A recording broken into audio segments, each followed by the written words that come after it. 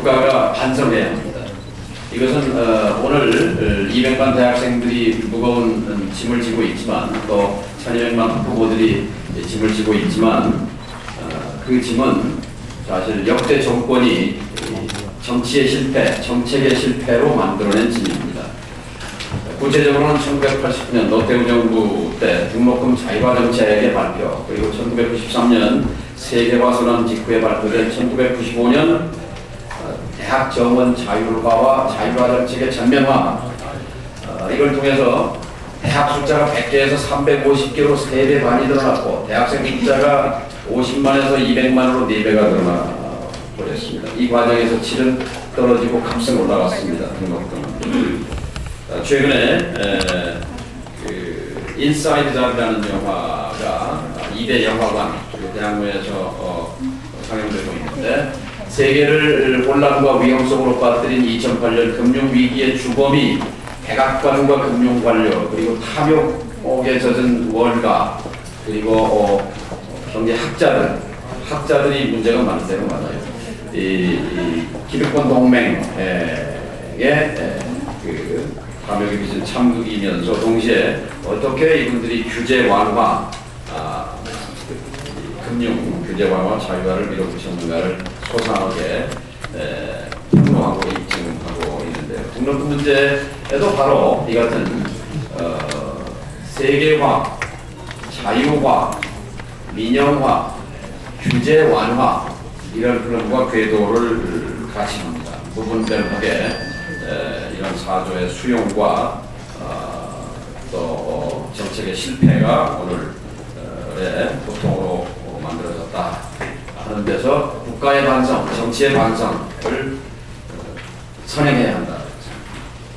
두 번째, 이 등록금 문제의 주범 가운데 하나가 사학입니다. 사학. 그런데 이 사학은 사실 미군정기로 당시에는 국가 자원이 부족한 때였기 때문에 그때 존재했던 전문학교들을 전부 4년제 대학으로 승격시키면서 국가의 투자 대신 손쉬운 민간 자본 동원에 의한 사학 의존의 길을 선택했고 이승만, 박정희, 전두환, 노태우 지금까지 내내 사학 의존하는 정책을 실시한 결과 세계에서 사립대학 비율이 80%로 1등인 나라가 되어버렸습니다. 미국도 30%, 3분의 1에 불과하고 유럽은 뭐 기본적으로 공공립대학 중심 구조지요. 이제 이 과정에서 사학이 비대화 공용화되면서 아울러 불투명화, 복마전화 된 것을 개혁하고자 사학을 투명화하고자 하는 노력이 사학법을 개정하려는 노력으로 국민적 요구로 나타났습니다만 그러나 거대 보수 정당, 야당에 의해서 당시 야당에 의해서 사학법은 사실 무시화, 사학법은 유명무실화 되어버렸습니다. 이에 대해서 당시 박근혜 전 대표를 포함해서 사학법 무력화를 밀어붙였던 보수 지금 여당이죠. 보수 세력은 이 문제에 대해서 인정하고 등록금 문제 완화를 얘기하기 전에 이 책임을 스스로 인정하고 반성해야 한다는 점을 봤습니다. 또 반값을 넘어서 국공립대 무상 등록금으로 가야 한다 이렇게 생각합니다. 사실 서양의 예를 들 것 없이 우리나라에서도 대학 교육은 무상이었습니다. 성균관 학생들에게 등록금 받지 않았고 밥도 주고 불도 떼줬습니다. 이런 전통을 갖고 있고 또 헌법 31조 그 교육이 우리의 의무적 권리인 것에 따라 보더라도 지금의 미친 등록금의 현실을 반드시 전환돼야 한다. 근데 문제는 이제 등록금 문제 해결 또 등록금 폐지로 나아가는 데 있어서 재원, 돈인데요. 사실 지난 20여 년 전부터 교육재정은 GDP의 6% OECD 국가의 평균 수준을 가야 한다 하는 국가 목표가 있었습니다. 언제부터 이게 실종됐습니다. 올해 대한민국 예산이 309조인데 그중에 42조 원이 교육 예산입니다. 예산 중에서는 제일 많습니다만 GDP 대비로 보면 3.6%에 불과합니다. 6% 목표에서부터 점점 밀려서 3.6%에 불과한데 만일 GDP의 6%를 교육에 쓴다고 보면 올해 예산이 70조가 돼야 맞는 겁니다. 그러니까 결국 이 목표부터 다시 세우고 교육 재정을 확대해 가면서 반값 등록금 문제와 또 사립대 중심 구조를 국공립대 중심 구조로 개편해 가면서 국공립대 등록금의 무상화, 이것이 방향이다 이렇게 생각합니다. 끝으로 이 등록금 문제는 앞으로 우리가 어떤 사회에서 살 것인가 하는 철학 또 방향과 직결되어 있는 문제입니다. 지난 4년 동안 한국 사회는 한국 경제는 토건 경제, 부자 감세 경제, 규제 완화 경제로 치달아왔습니다만 이 방향이 아니라는 것 국민적 공감대가 이루어졌고, 이제는 토건 투자, 부자 감세가 아닌 사람 투자 그리고 경제 민주화의 방향으로 가야만 지속 가능한 국가 발전이 가능하다 하는 생각입니다. 양극화의 심화, 850만 비정규직, 그리고 자영업자의 몰락, 이 속에서 터져나온 반값 등록금의 외침은 절박하고 정당한 요구입니다. 오늘 이 토론회가 등록금 문제를 해결하는 데 있어서 좋은 디딤돌이 되기를 간절히 바랍니다. 사실 오늘 토론회에 제가 민주당의 김진표 원내대표님 또 한나라당의 황우여 원내대표님을 초청해서 축사를 해주십사 부탁을 드렸었습니다. 황우여 대표님은 조금 전에 아마 한나라당 전국위원회가 동시에 개최돼서 오랫동안 말씀을 주셨고, 김진표 대표님은 2시에 아마 한국노총회 행사가 지금 막 오셨는데 환영의 박수를 부탁드립니다. 준비해 주신 축사 부탁드리니까 순서는 좀 오그러졌습니다만 대표님 바로 발제로 오겠습니다.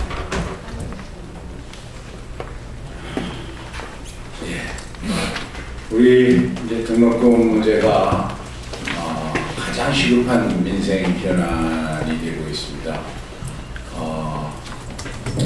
그런데 이 반값 등록금을 넘어서서 등록금 폐지를 논의하는 오늘 이 자리에 이렇게 많은 분들이 관심을 가지고 참여해 주신 걸 보면 역시 우리 정동영 최고위원께서 늘 그랬듯이 문제의 본질을 정확하게 꿰뚫고 언제나 이 선구자적 자세로 항상 앞장서서 문제를 해결하고 계시구나 하는 생각이 듭니다. 제가 교육부총리를 했었기 때문에 이 등록금 폐지 논쟁의 이 아젠다가 어떤 맥락에서 얘기될 수 있는가 하는 것 한번 참여해서 좀 한 가지만 말씀드리고 싶은 게 있습니다. 우리나라의 교육에 대한 재정 투자가 OECD 국가 중에서도 가장 낮은 수준에 속합니다. 아마 30개 국가 중에 끝에서 둘째 이 정도 될 겁니다.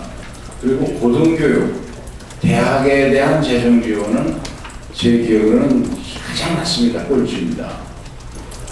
이제 우리나라가 자타가 공인하는 것이 세계에서 가장 높은 교육열을 가진 나라인데, 지난 30-40년 동안 정부가 교육에 대한 재정 투자를 참 적게 하다 보니까 그래서 자연히 공교육이 피폐해지고 우리 국민들은 그 정도의 낮은 수준의 공교육에 만족할 수 없으니까 사교육에 의존해 왔고, 근데 사교육비 부담률을 보면은 OECD 국가 평균의 8배에서 9배 정도가 됩니다. 그래서 전체 교육에 대한 재정과 민간이 부담하는 교육비 지출 부담을 보면은 압도적으로 OECD에서 1등인 나라거든요. 그런데 그렇게 해서 그런 시스템 속에서 공급되는 이 교육 서비스의 질은 어떤가? 어느 누구도 우리나라가 높은 교육열 수준이나 또 많이 또 교육에 대해서 돈 쓰는 거에 비해서 우리 교육 수준이 높다고 얘기하는 사람이 없습니다. 특히 고등교육, 대학은 양적 팽창에 비해서 엄청나게 질이 떨어져 있다 하는 평가거든요. 그렇다면 지난 30-40년간 해온 이 바보들의 행진을 언제고 끝내야 될 거 아니냐? 끝내는 방향은 무엇인가? 아마 그런 고민에서 등록금 폐지의 논제가 가능하다고 생각합니다. 현실적으로 이후에 강소국이라고 불리워지는 나라들, 제가 가본 나라 중에 핀란드를 가보고 제가 충격을 받았는데 교육부총리 시절이었습니다. 등록금 없습니다. 완전히 대학 교육이 이제 국가 부담 무상 교육인데 등록금만 없는 게 아니고요. 핀란드 대학생들은 제가 방문했을 때 보니까 한 달에 우리 돈으로 계산해서 약 30만 원의 월급을 일종의 용돈을 국가로부터 받더라고요. 그리고 핀란드에서 석박사 학위를 이공계 분야에서 선택해서 받는 사람들은 등록금 부담이 없는 것은 물론이고 생활을 하는데 지장이 없을 정도의 연구비 지원을 국가 또는 국가가 네트워크로 연결시켜주는 기업들로부터 받는 걸 전제로 해서 그 고등교육이 이루어지고 있었습니다. 그런데 이제 우리나라에서는 너무나 이게 꿈 같은 얘기입니다. 아직까지는 하나의 아이디어를 모델이죠. 왜냐하면 지금 당장 해야 할 일은 대학생들은 등록금을 내리라는 것인데 우리 정치권에서 지금까지 논의하는 것은 당장 등록금을 내리게 사립대학, 수많은 사립대학을 강요할 방법이 없으니까 지금 오늘 아침에 우리 민주당이 입장을 좀 더 바꿔서 더 적극적으로 반영하기로 한 것이 우선 교육발전기금, 특히 고등교육에 대한 재정 지원을 확대하기 위한 기금을 만들어야 되겠다. 돈이 없이는 어떤 것도 이루어질 수 없으니까 재정 지출의 우선순위를 바꿔서 고등교육에 대한 확실한 재정 지원을 할 수 있는 기금을 최소 연 5조 정도를 적립해 나가야만 모든 문제들을 해결할 수 있다. 그 다음에 국공립대학의 경우에는 정부가 재정 투자만 확대하면 당장이라도 등록금을 낮출 수가 있습니다. 다만 사립대학의 경우에는 대학 적립금을 학교 운영 경비로 전입해서 쓰는 것을 강력하게 유도를 해야 되는데 그것은 대학에 대한 재정 지원을 매개로 하는 행재정적 규제 이것과 연결해서 갈 수밖에 없다 하는 이제 큰 방향을 설정하고 저희와 계신 우리 변재일 특위의 교육위원장님이시고 특위의 위원장님께서 이 문제를 총괄해서 맡고 계십니다. 그런 과정을 거친 뒤에 우리가 이제 그렇게 할 때 논쟁이 되는 것이 이 등록금 폐지 문제가 나올 것이고 그때는 당연히 그러면 우리나라의 직업교육 문제는 어떻게 할 것이고 대학의 구조개혁은 어떻게 할 것인가 하는 문제들과 연결이 될 수밖에 없다고 생각합니다. 이런 모든 논제들을 앞서가는 우리 정동영 최고위원님께서 큰 아이디어 모델을 방향타를 잡고 끌고 가주신 점에 대해서 정말 존경과 감사를 표하고 오늘 토론회가 그런 점에서 우리나라의 등록금 정책의 큰 아이디어 모델과 이정표를 만들고 그것을 어떤 단계와 순서로 접근해 가야 하느냐 하는 것을 사회적 합의를 만들어내는데 좋은 계기가 될 수 있기를 기원드립니다. 감사합니다. 네, 김진표 대표님 감사합니다. 기왕지사 한나라당 내에서 반값 등록금 하겠다는 얘기가 있었으니까 이번 6월 국회에서 우선 우리 김진표 대표님 힘내시라고 박수 한번 부탁드립니다. 자, 이제 예정됐던 시간보다 좀 앞으로 길어졌습니다. 강성정 박사님, 윤석훈 박사님, 이해학 교수님 순서로 부탁드립니다. 강 박사님. 예, 강성중입니다. 제가 128호를 찾아서